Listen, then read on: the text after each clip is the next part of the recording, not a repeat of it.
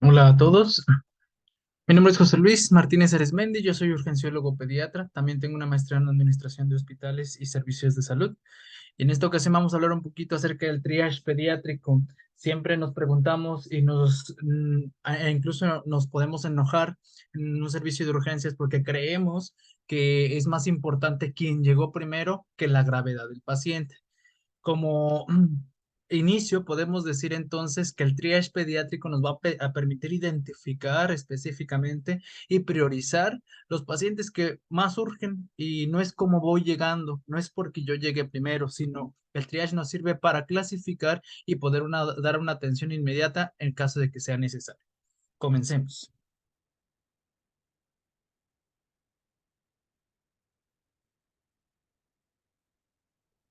El triage pediátrico, ¿cómo saber qué urge más? Es importante saber que en urgencias, como ya comentamos al inicio, es necesario en sobremanera aprender a hacer un triage. Muchas veces ni siquiera los médicos que están en un servicio de triage pueden identificar qué es lo más prioritario. En esta ocasión vamos a intentar responder a esta pregunta. Entre las múltiples patologías que los pediatras, los urgenciólogos pediatras y todos los médicos o todo aquel personal de salud que está involucrado en el servicio de urgencias pediátricas debe de aprender a hacer un triage pediátrico. Pero, ¿cómo saber qué urge más? Hay que recordar que el triage constituye la puerta de entrada al sistema sanitario a través de los servicios de urgencias hospitalarias. Básicamente, el triage es el que se va a encargar de clasificar a los pacientes de acuerdo a su nivel de urgencia y además va a priorizar aquel grave del no grave. El triage viene de la palabra francesa que significa elegir, clasificar, identificar y dar tratamiento oportuno en una situación de urgencia o de emergencia. Eso significa triage. Triage significa elegir. Existen varios tipos de niveles de triage, desde el sitio de desastre, el hospitalario, el prehospitalario. Cada uno tiene sus ventajas y desventajas. En esta ocasión, pues, vamos a hablar un poquito más del triage de urgencias y el estructurado. Si vemos del lado izquierdo, la valoración del triage de urgencias es una valoración clínica preliminar, que es antes del diagnóstico y tratamiento que se le va a dar al paciente. También el triage de urgencias va a identificar la urgencia y la gravedad del paciente. A diferencia de un triage estructurado, donde ya se observan aquí escalas de triage validadas, útiles y reproducibles en una estructura física, profesional, tecnológica y organizativa que permite valorar el grado de urgencia de los pacientes. Ahora, hay que definir qué es una urgencia y qué es una emergencia.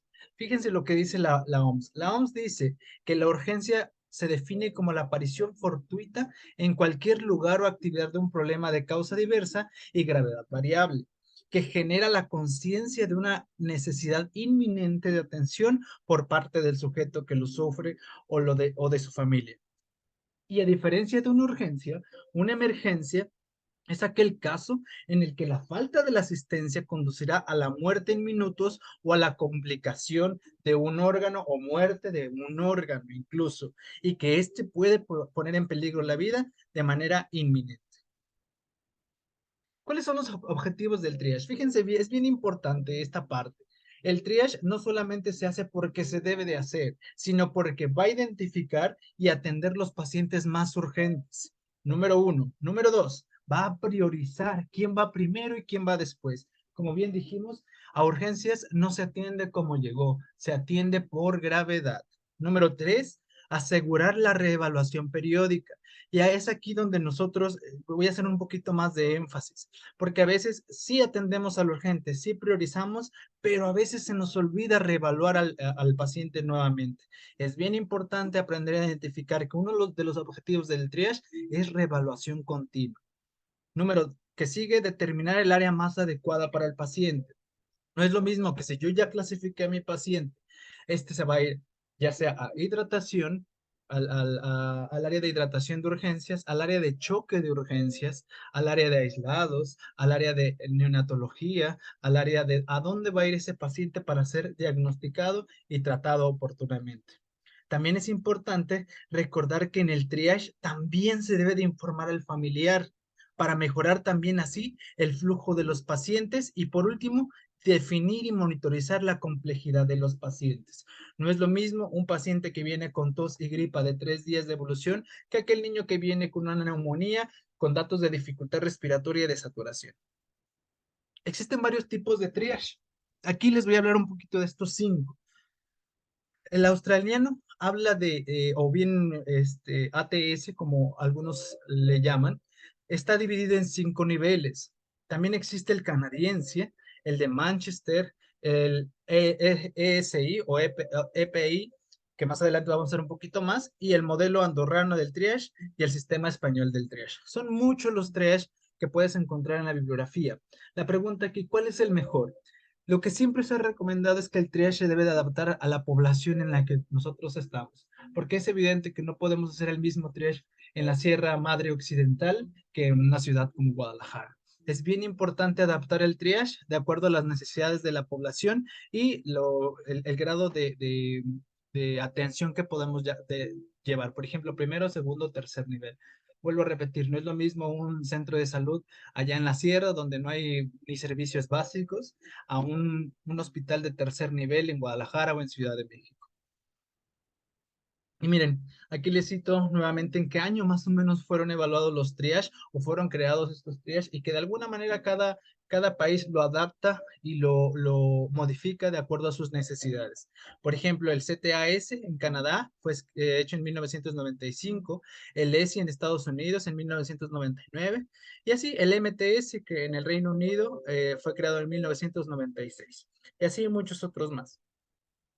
Vamos a centrarnos un poquito nosotros en el modelo canadiense de triage. Fíjense, este es un algoritmo muy bonito porque nos enseña específicamente cómo, dónde y por qué hacerlo, ¿sale? Primero, lo más importante, como bien dice acá, atender al paciente y hacer una evaluación de triage los primeros 10 minutos. Antes de que pase todo, tenemos que valorar al paciente. ¿Cómo? Con una primera impresión, ¿sale? Una primera impresión que ahorita vamos a hablar un poquito más de ella. Luego, vamos a ver las condiciones clínicas del paciente, cómo viene este paciente, en qué condiciones y finalmente una exploración física. Recuerden que en el servicio de triage deben de tomar signos vitales, ¿sale? Eso es bien importante. La toma de signos vitales es muy importante porque de ahí nos va a determinar si un paciente está urgente o no urgente, ¿sale? Y miren, el sistema canadiense dice que después de que hagas estos 3 pasos que vienen acá arriba, puedes ya clasificar a tu paciente en nivel 1, 2, 3, 4 o 5. Si lo quieres por colores, puede ser rojo, naranja, amarillo, verde y azul finalmente. Y fíjense, ellos nos comentan algo bien importante, que si tú clasificas a tu paciente en rojo, le tienes que dar resucitación inmediata y el paciente no puede esperar más de 0 minutos. O sea, lo atiendes de manera inmediata. En el naranja son 15 minutos en el que el paciente puede esperar para realizarse, para que le puedas hacer una atención médica. Y se llama emergencia o emergencia principalmente. Y a los 30 minutos que puede esperar un paciente se clasifica como amarillo, ¿sale? Y aquí se clasifica como urgente. ¿Sale? A los 60 minutos hay algunas otras patologías que te van a ayudar y que te pueden decir si puede esperar 60 o 120 minutos. Y esto va a depender del lugar en donde trabajes. Se puede enviar a una consulta externa los de 60 y 120 minutos. O en su caso, puede esperar a que se le realice la consulta de 1 hora hasta 2 horas según el triage canadiense. Y miren, aquí les pongo algo bien importante, recordar la frecuencia respiratoria y la frecuencia cardíaca por edad. Ahí se las dejo, pero es importante que recordemos que no es lo mismo la frecuencia respiratoria de un recién nacido que una frecuencia respiratoria de un chico de 16 o de 17 años, que aún los vemos los pediatras. Y miren, este es otro tipo de triage que es llamado el IPS. Este triage nos los divide en 5. Y fíjense cómo nos dice que el triage 1 requiere atención inmediata, inmediata, en ese momento. Aquí con números romanos, el triage 2 son condiciones relacionadas a un rápido deterioro o muerte. Aquí no nos habla mucho de tiempo, sino de condiciones, ¿sabe? El triage 3, según el IPS, condiciones que requieren medidas diagnósticas y terapéuticas, que sí son importantes, pero que puede esperar un poco más el paciente. En el triage 4, condiciones que no ponen en riesgo el estado general del paciente. Y finalmente el triage 5, problemas agudos o crónicos sin evidencia de deterioro. ¿Sale? Entonces es bien importante empezar a reconocer qué tipo de triage tienes en tu hospital y qué podemos hacer para mejorarlo. Este, por ejemplo, es de la Sociedad Española de Urgencias Pediátricas. Y fíjate, ellos lo diferencian de acuerdo a 5 niveles también y lo llaman nivel 1 o resucitación, nivel 2 de emergencia o muy urgente, nivel 3 urgente, nivel 4 menos urgente, semiurgente o estándar y finalmente el nivel 5 o no urgente. Y aquí básicamente es lo mismo, solamente que el tiempo podría cambiar ligeramente, de acuerdo a la atención recomendada. Se puede en las resucitaciones de manera inmediata, según ATS, MTS y mil otros sistemas de triage. Y en la emergencia, en el nivel de urgencia 2, también llamada emergencia muy urgente, puede esperar de 10 a 15 minutos. En el urgente, según los españoles, puede esperar de 30 a 60 minutos.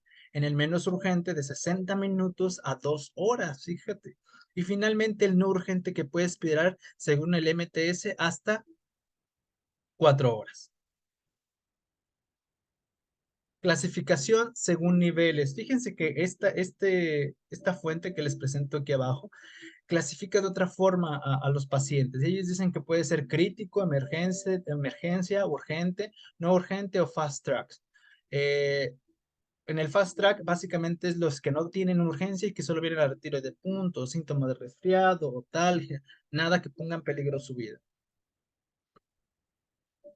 Y bueno, el sistema de triage debemos de recordar, como bien lo dije al principio, se debe de adaptar a la patología de la población, a la población a la que estás atendiendo.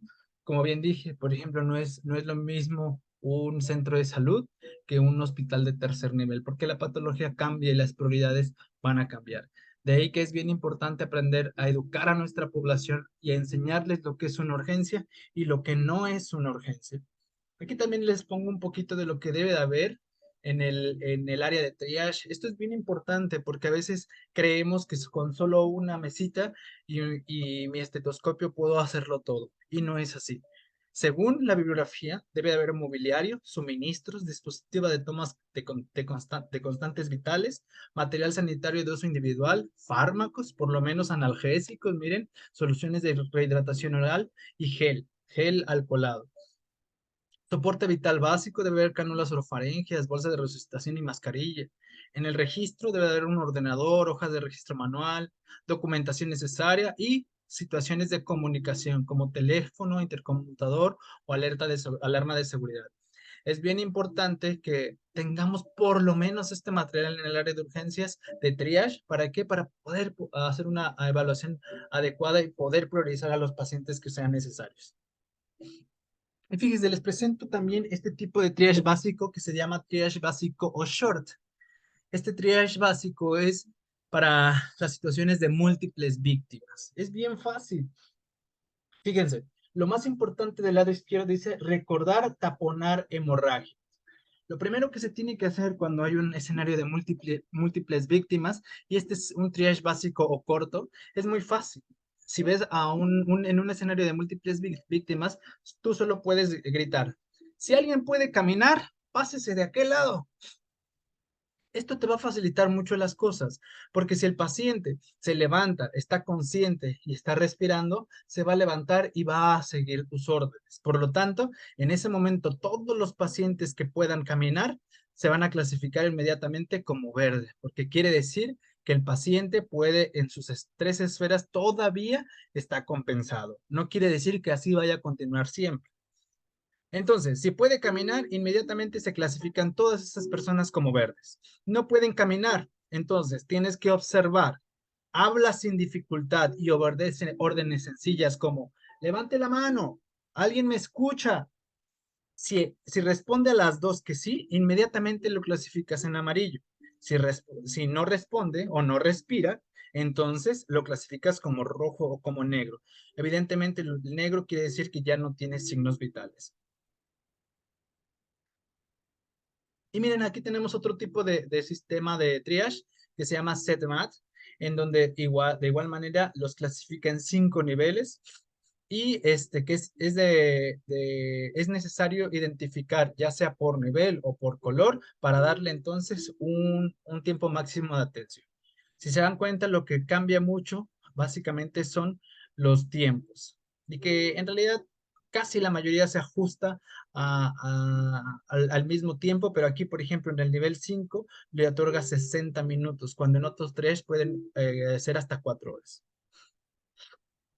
Y miren, aquí tenemos por último como un algoritmo justamente de la Asociación Española de Urgencias Pediátricas, en donde ellos dicen que el paciente pediátrico que acude a urgencias en sala de triage hay que hacerle primero una impresión general en el fallo, si tiene fallo respiratorio, choque descompensado o insuficiencia respiratoria, se clasifica inmediatamente como un paciente crítico y puede ser un nivel 1 o 2 de atención. Se le debe dar maniobras iniciales de soporte, aviso a personal de área de hospital, a sala de estabilización y traslado, y finalmente al área donde le tenga que tocar, que en este caso sería choque o en su caso hospitalización. Si el paciente tiene un shock compensado, dificultad respiratoria y disfunción del sistema nervioso central, entonces tenemos maniobras iniciales en los pacientes con el triángulo de evaluación pediátrica que puede estar anormal. El segundo paso es hacer una anamnesis. Nosotros vamos a hablar después de lo que es la evaluación primaria, la evaluación secundaria y el sample. Aquí, en el segundo paso, según los españoles, hay que hacer motivo de consulta, antecedentes y hallazgos a la exploración. Y el tercer paso, modificadores del nivel, como el dolor, las constantes vitales y otros mecanismos de riesgo, como glucemias, hipoglucemia principalmente. Aquí va a clasificar al paciente nivel 2 o 3 o 3 hasta 5, ¿sale? Y podemos hacer después otro triage avanzado. Recuerden que les dije al inicio, uno de los objetivos del triage es reevaluación constante. ¿Sale? Y ya decidiremos entonces hacia dónde va nuestro paciente. ¿Sale? Y como bien dijimos, en la parte de hasta abajo, reevaluación. No olviden eso. No porque ya clasifica el paciente me voy a olvidar de él. Esta es una forma de hacer un triángulo de evaluación pediátrica muy rápida, concisa, precisa y rápida. Recordar que el triángulo de evaluación inicial pediátrica no se toca al paciente, solo se le observa. Y es un triángulo porque ocupa tres esferas, tres puntas. Número uno, la apariencia. ¿Qué hay que ver? Lo anormal. El paciente viene hipotónico, desconectado del medio, tiene la mirada perdida, está irritable, pero se consuela en brazos de madre, o está irritable, pero no se consuela en brazos de madre, o está inconsciente. En la respiración hay que buscar lo anormal sin tocar al paciente.